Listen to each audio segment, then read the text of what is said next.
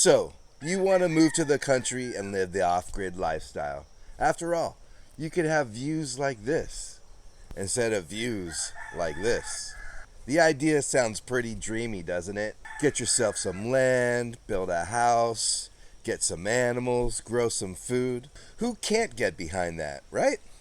But I hate to be the bearer of bad news because it might just be you who might not be as into the off-grid idea as you think you might be. You see, living off-grid is not for everyone. In fact, it's not for most people. That's why only a few of us live this way.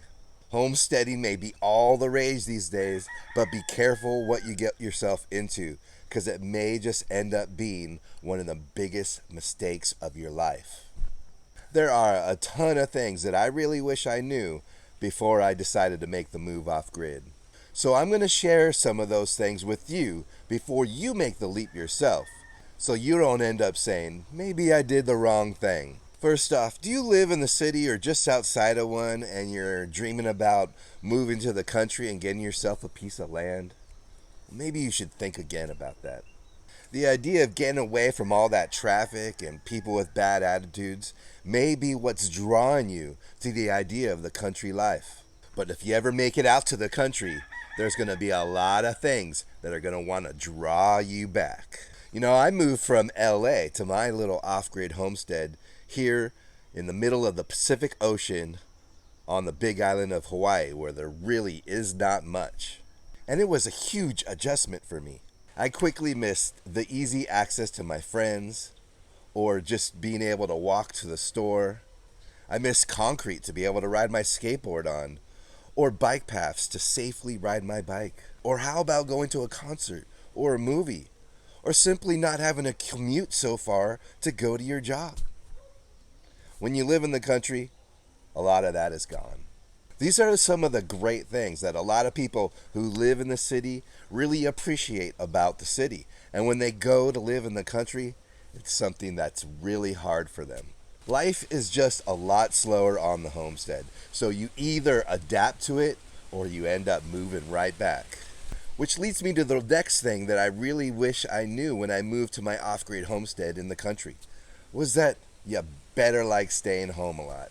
Most people who move off-grid end up doing so on the fringes of suburbs or out in the country. That means that there's not much else around. You're pretty far from everything. You're stuck unless you don't mind burning tons of gas to get to where you want to go. So you better find some other ways to keep yourself busy. Luckily for me, I love tinkering on my land, planting plants, doing little projects here and there. But some people cannot stand to be in one place for too long. I have someone very close to me who struggles to stay home for an entire day. Most times we have to go out for at least a little bit in order to ease that anxiety. If that's you, you may really want to think twice about going off-grid out in the country. You know what one of the hardest things of all was? Something I wish someone told me when I first moved on my homestead. It was what it was actually going to be like in the early days.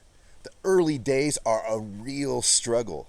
You get this piece of land that has nothing on it, you clear it, and then what? There's no home, there's no power, there's no water. If you're developing your homestead on a budget, it's not easy. When I first moved onto my property and cleared some land, all I had was my car to live in. There's no house, no water, no power. So I'd have to figure things out. I went down to the county spigots and filled up water bottles. I bummed power off of other places for a while until I got a generator. And then eventually I began to build up, but it was such a struggle. Those first 2 years were a real struggle. There's something that we call the 2-year itch, which I believe to be real. If you can't make it past that initial 2-year mark, you're not going to make it at all. But those who do make it past 2 years normally do a pretty good job continuing on. But it's those first years that will make or break a person. It'll break your spirits. And if you're not strong enough to move past that, then you may as well not even try to go off-grid, because it's going to be a really hard ordeal during those early days. So in the early days, it seemed like nothing would ever go right for me. Things would always break down. My car, I got in an accident and it ended up being my permanent home on my property, and I needed to find other ways to get around. But luckily I was in a lot better shape back then, and so I rode my bike everywhere, even though it was pretty dangerous on these narrow country roads. I had my water tank leak out on me. My batteries for my solar system conked out a few times. You name it, almost everything seemed to go wrong. And so all these setbacks really, started to take its toll. You gotta really develop a strong character to be able to keep pushing forward, keep pushing past all that in order to develop a homestead. I don't know. I guess you gotta be a little bit stubborn when you hit roadblock after roadblock and you keep on pushing through. So if you don't have a little bit of that stubbornness in you, then you may want to think twice about going off grid. But I'm lucky, I guess. I guess all that stubbornness got me to where I am today. I have a nice little homestead, although it's not perfect, but it provides me a place for me and my family to live without any mortgage. I produce my own power and my own water. I have no utility bills. After 20 years of hard work, a lot of money spent, a lot of mistakes, I got there. But it was not easy. And now I'm finally actually making a little income off my homestead. I've got a little seed business that I started up that is starting to make me money off of stuff that grows on my land. And, it only took me 20 years to figure out a way to churn a little bit of profit off of living on my homestead. So if I could do it after 20 years, it's easy for everyone, right? Most of that time was spent working in jobs off of the homestead. And in fact, my wife still does. Making money from the actual homestead was really difficult. We tried selling eggs. We sold produce at the farmer's market. We started a CSA. None of these really brought in that much money. But, we kept experimenting and kept trying new things. And finally, something actually worked out. But it took so long to get here. Most people would give up on trying after that length of time, right? Now, I'm not trying to talk you out of going off-grid. Not at all. But maybe adjust your goals a little bit. Plenty of people build their off-grid homesteads right in the city. They ride their bikes to work or to the store. They have friends that live right next door. They install solar panels on their roof and grow food on their small urban lots and grow plenty of it. You don't have to move to the country to live the off-grid lifestyle, but you should go off-grid. Because I'll tell you this, if you haven't woken up to the fact that the world is a lot different now, post-COVID, than it was before, then you better wake up.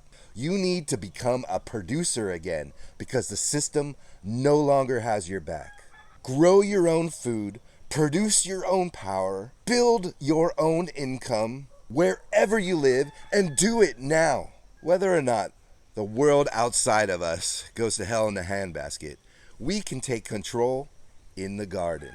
We can plant food for ourselves and for future generations. And by doing that, we are going to make a real difference in this world. And that's why I went off grid, and that's why I think you should go off grid. Wherever you are. You don't have to move to go off grid. You can do it where you live right now. So before you go and start to make those changes to go off grid, plant your finger on the like button. And if you want to support this channel, do your shopping by using this link, homesteadinhawaii.com/Amazon. And be sure to check out this video. I don't want you making the same mistakes I did when I went off grid. So I share these 10 mistakes that most new off grid homesteaders make so that you don't have to.